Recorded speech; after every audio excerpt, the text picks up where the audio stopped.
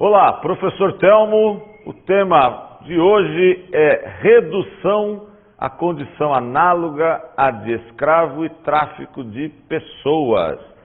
Este tema, ou estes temas, estão disciplinados no artigo 149 e 149-A do Código Penal, lá no capítulo 6, dos crimes contra a liberdade individual. O importante aqui já lembrar destas questões.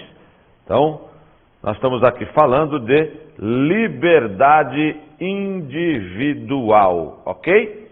Bom, nesta etapa nós trataremos da redução à condição análoga de escravos.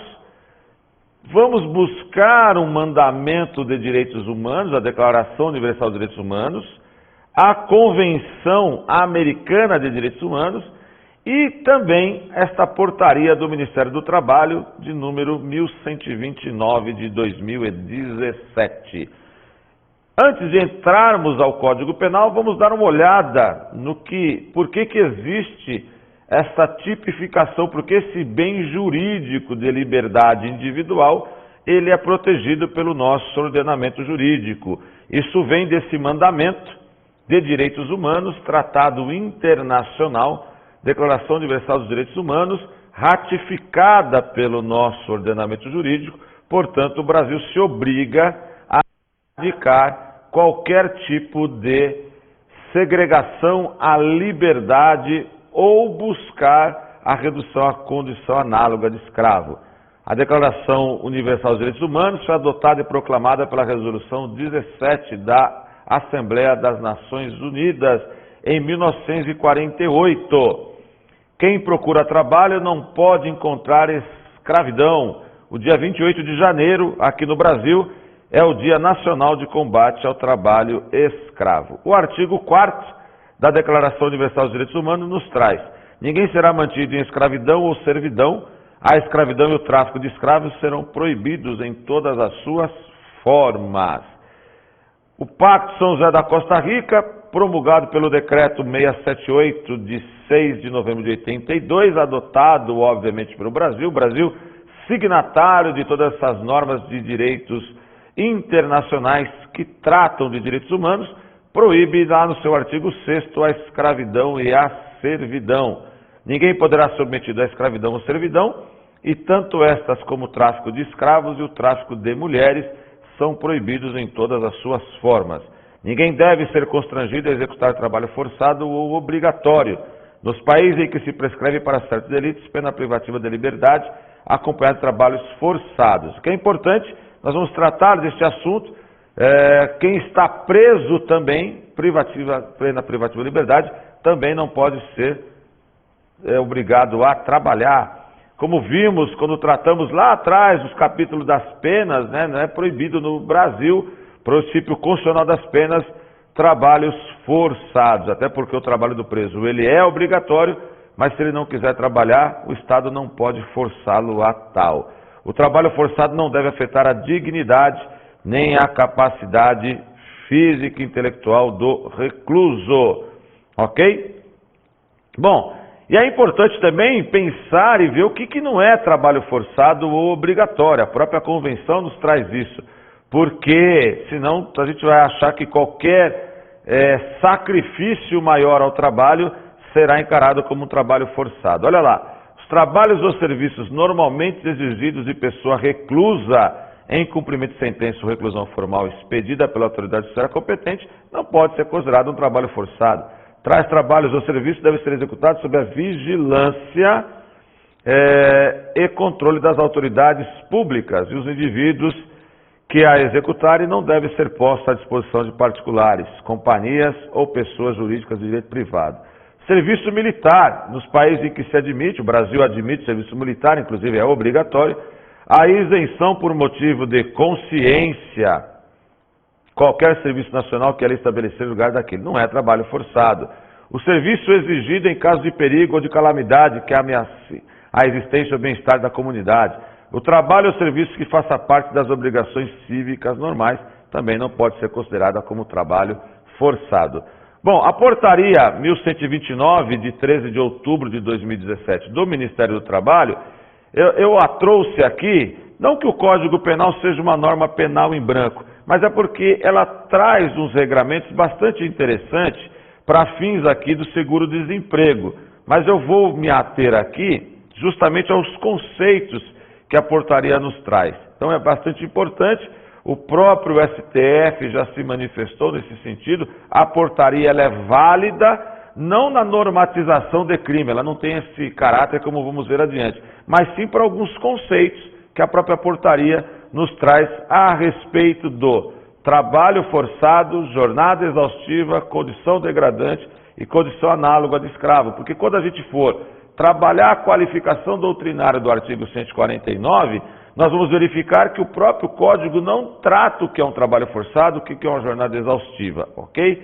E esta portaria nos traz que o trabalho forçado é aquele exercido sem o consentimento por parte do trabalhador e que retire a possibilidade de expressar a sua vontade. Aqui nós vamos trabalhar sempre com a caráter da volitividade, ou seja, a vontade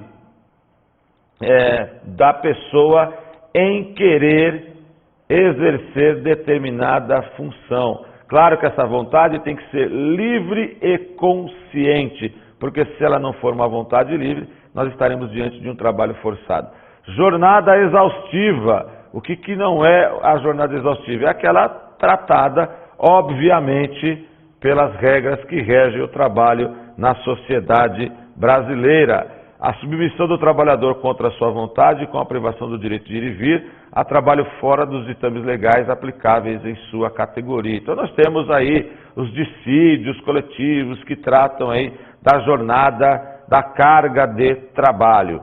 Condição degradante, caracterizada por atos comissivos de violação dos direitos fundamentais da pessoa, do trabalhador, consubstanciados no cerceamento de liberdade de ir e vir, seja por meios morais ou físicos, e que implique na privação de sua dignidade. Continuando, condição análoga de escravo. A submissão do trabalhador a trabalho exigido sob ameaça de punição com uso de coação, realizado de maneira involuntária.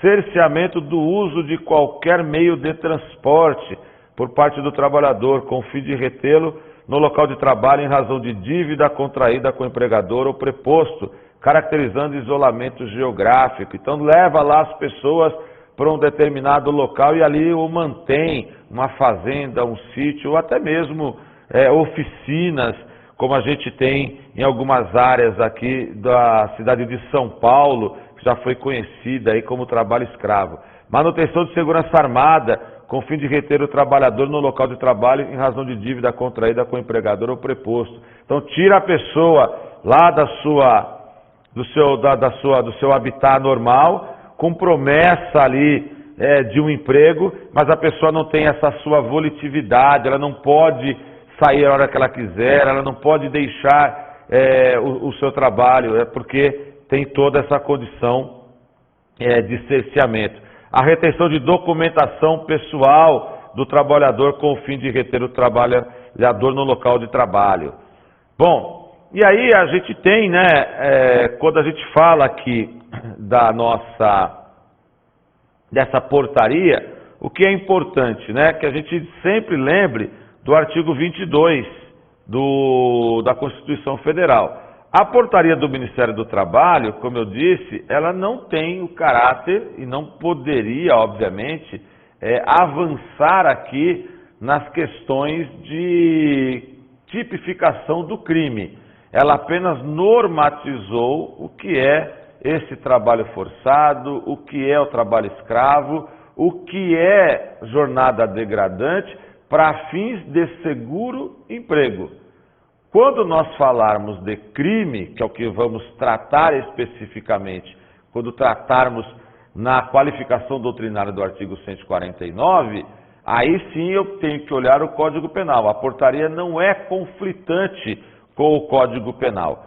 Por isso que, em respeito à hierarquia das normas, no sistema jurídico e mesmo ao princípio da legalidade, o artigo 5º, inciso 2 da Constituição Federal, não caberia a ato de natureza administrativa, como portaria ministerial, versar sobre matéria que é reservada somente ao Código Penal, nem restringir, por óbvio, o alcance e o sentimento de determinação de ordem legal.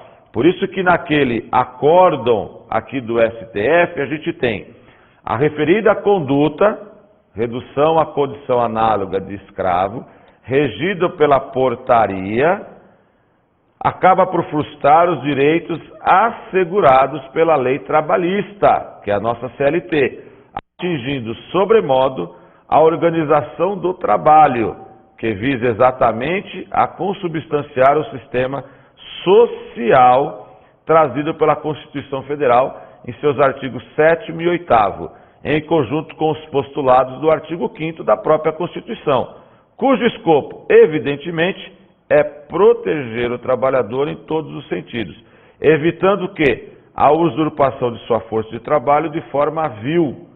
É dever do Estado e é um dever lato sensu, por isso que a portaria, o próprio STF, deu-lhe vigência, não entendeu dela ser inconstitucional, proteger a atividade laboral do trabalhador por meio de sua organização social e trabalhista, bem como zelar pelo respeito à dignidade da pessoa humana, porque é óbvio, aquele que é submetido a um trabalho escravo, aquele que não pode ter o direito de ir e vir, aquele que tem a sua capacidade de voluntariedade, de volitividade de exercer o trabalho, ele o faz de forma forçada, ou porque tem segurança armado, ou porque retiveram os seus documentos, ou porque foi contraída uma dívida com o empregador e ele não tem essa capacidade de sair, isso é trabalho forçado. Isso é reduzir o ser humano à condição análoga de escravo. E cabe ao nosso ordenamento jurídico, seja ele